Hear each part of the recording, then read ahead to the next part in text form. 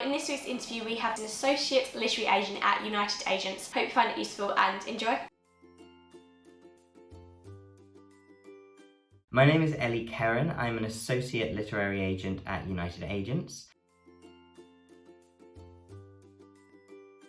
Being an associate literary agent means I manage my own list as a literary agent. I have about 12 clients, but I also still work with the agent to whom I was an assistant for about 5 years before I moved into this role. My day-to-day working life is really split into two main categories. I work on her client list and I work on my own, and it's quite different what I do. For her client list, it's all the work I've been doing for years as an assistant. So I'm making sure their contracts are moving and things are getting signed. I'm making sure money is coming in and going out and everything is as it should be on that front. I do a lot of speaking engagements. I represent Sarah's clients for their audio rights. So when she's going out and selling their print books, I'll often be going out simultaneously to audio publishers to sell audio rights separately. And then I work with the audio publisher going forward, and I help coordinate publicity meetings and just make sure everything's ticking over smoothly. Doing all of that was great preparation for work on my own client list, where I do everything you would expect a literary agent to do. So I'm reading my unsolicited submissions, finding new talent, working with writers on their manuscripts, editing the initial stages, sending them out to editors, having conversations all the time about what editors are looking for to make sure I'm sending them the right things, doing the deals, sending them to editors, receiving offers, negotiating the terms, and then managing the contracts. So it'll be a lot of making sure the contract's airtight and covered and both in line with our established wording and unique to this client and covers all their needs. This is an interesting one. I'm a bit unusual in the publishing industry. I'm actually a trained research scientist. I did my undergraduate and my master's degree in chemistry.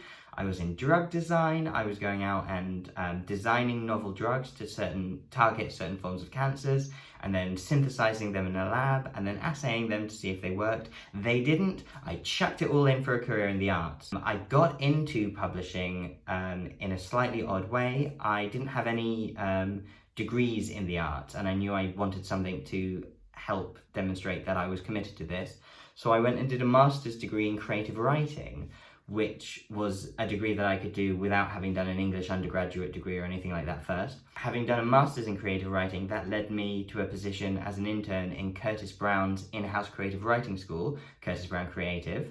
And from there, I moved over to United Agents as Sarah Ballard's assistant, and that's the role I'd been in for 5 years until I became an associate literary agent this year. Having a scientific background is actually really useful for me because I work with a lot of science writers, both on Sarah's list and on my own. It's useful to be able to have that point of view that not many people in the publishing industry have that level of training in, and being able to come in with a scientist eye. And a lot of what I do now is working with academics to take their research, turn it into something that would be consumable by the mass market, and turn it into a book that can reach a much wider audience than their academic research ever would.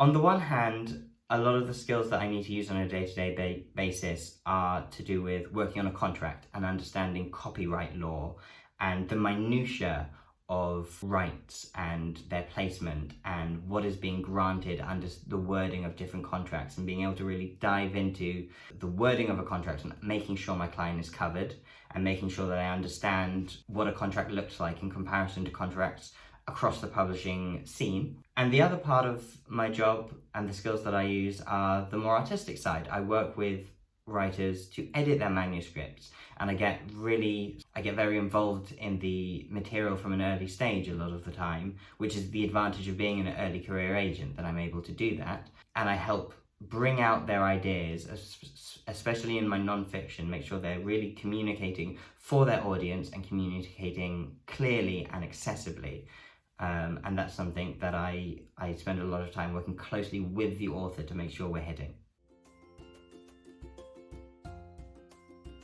A lot of the meetings I have will either be with editors or with authors. When I'm starting to work with an author, I'll often have an initial meeting to make sure we are going to work together, and then we'll talk all the time when we're working on the manuscript. I also have meetings with editors all the time just to make sure I know what they're looking for, and I'll be talking to people in commercial publishing houses, and I'll be talking to people on the non-fiction side as well as the fiction side, and I'll be talking to the very literary end of things, and the sort of, you know, on non-fiction you've got the memoir, and you've got the ideas led, and you've got the sort of hard sciences, and I just need to make sure I know who's looking for what, so that when a client comes to me with a really great idea, I already know, okay, this person at this publishing house is really going to love this, and this person normally works on something slightly different, but I said that right now they're actually looking for this, and I need to make sure I'm keeping in touch with all of those contacts all of the time.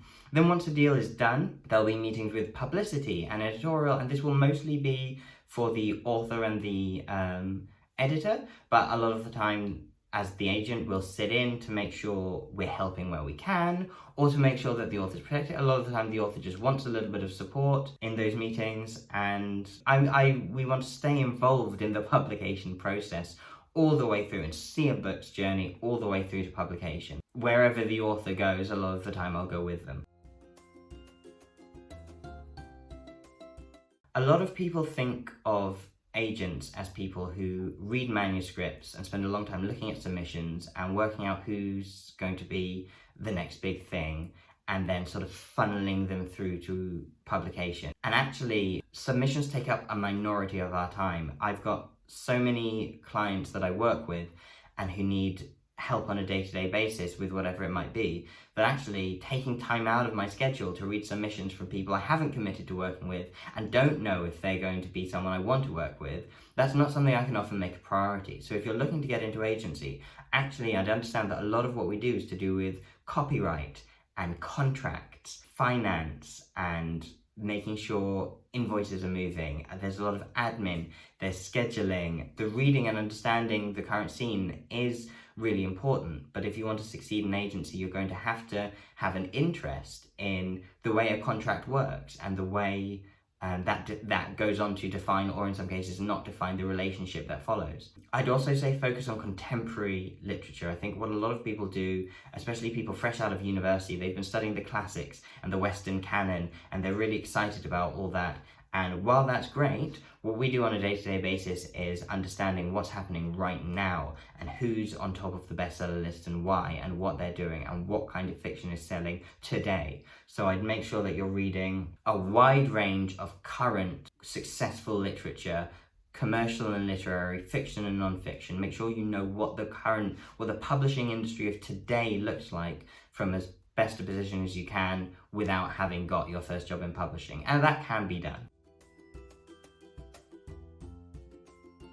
This is a really easy question. My favourite part of the job, and probably any agent would say this, is calling a debut author and telling them that I have an offer or offers on the table, and that they are going to make that transition from writer to author, to published author, and that their book, one way or another, is going to be out there in the world. It's a really gratifying moment, especially after I've convinced someone to let me take responsibility for their writing career, to then turn around and say, here is the deal I've got for you and I'm proud of it. I recommend you accept. Shall we push ahead on this?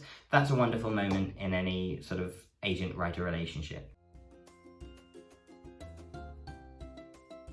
The one book that I recommend to everyone, actually it's one of two books that I have two copies of, a copy for me and a lending copy, is Invisible Cities by Italo Calvino.